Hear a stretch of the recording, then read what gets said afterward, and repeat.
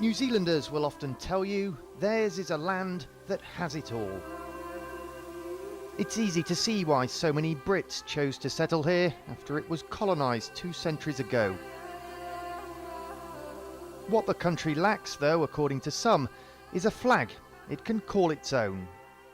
The presence of the Union Jack harking back to an era that is now, for many, long gone.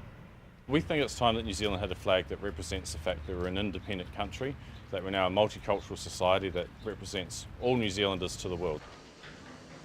And this is the alternative. At New Zealand's biggest flag makers, they're already preparing for if the country votes for change. The design was chosen in an earlier referendum. Gone is the Union Jack. In its place, the New Zealand fern. I think there's a real passion to own our own flag, and that's why I think we're seeing a change. And some feel the current Kiwi flag is too similar to that of their Australian neighbours. For those who aren't sure, New Zealand is the one on the left. The flag referendum has opened up a debate about New Zealand's identity. It is an increasingly diverse country and of course has a substantial Maori population, but still around 70% of people here have British roots and around a quarter are entitled to British citizenship through their ancestors.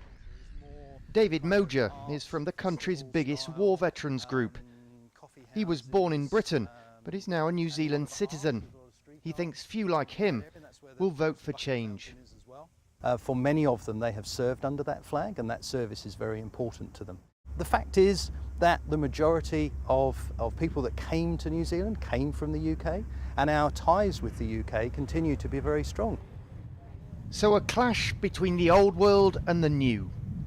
Polls suggest New Zealanders will opt for the status quo, but the result won't be known until the end of the month.